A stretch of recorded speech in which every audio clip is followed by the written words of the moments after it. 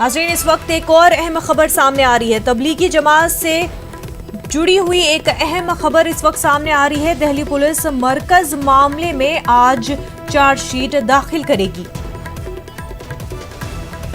83 गैर मुल्की अफराद के खिलाफ चार्जशीट दाखिल करेगी। दिल्ली के साकेत कोर्ट में चार्जशीट दाखिल किया जाएगा। आपको बता दें, दिल्ली पुलिस मरकज मामले में आज चार्जशीट दाखिल करेगी। 83 गैर मुल्की अफराद के खिलाफ दिल्ली पुलिस चार्जशीट दाखिल करने वाली है। दिल्ली के साकेत कोर्ट में ये चार्जशीट दाखिल की जाएगी।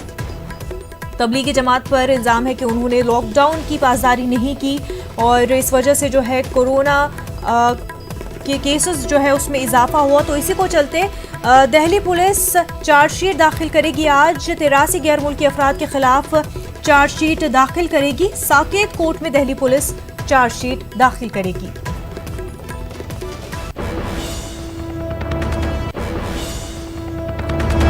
एक और बड़ी खबर इस वक्त महाराष्ट्र से सामने आ रही है।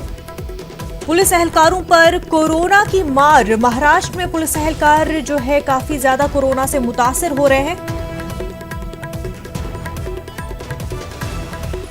24 घंटों में मजीद 80 पुलिस एहलकार कोरोना पॉजिटिव पाए गए हैं। कोरोना की तशखीस हुई है।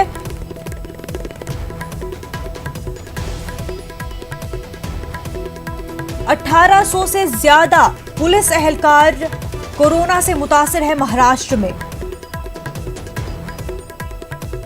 1000 से ज्यादा मामले एक्टिव है। आपको बता दें,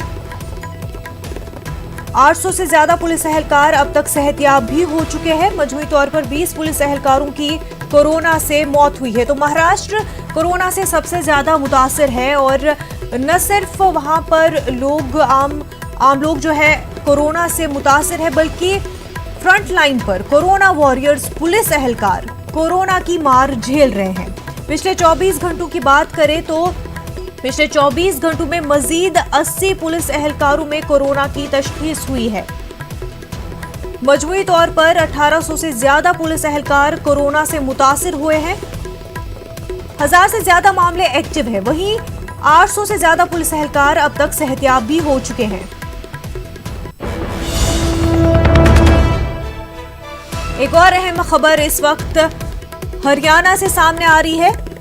नूह में पेश आया है सड़क हादसा। बाइक और स्कॉर्पियो के बीच तसादुम हुआ है। गांव के सरपंच और उनके बेटे की मौके पर ही मौत हो गई। स्कॉर्पियो में सवार एक ही खानदान के 8 अफराद जख्मी हुए हैं। जमालगढ़ मार्ग के पास यह हादसा पेश आया है। इस वक्त की एक और अहम खबर आपको बता रही है। अहम खबर हरियाणा से है। नूह में सड़क हादसा पेश आया है। बाइक और स्कॉर्पियो के बीच तसादुम हुआ है। गांव के सरपंच और उनके बेटे की मौके पर ही मौत हो गई है। स्कॉर्पियो में सवार एक ही खानदान के 8 अफराद जख्मी हुए हैं।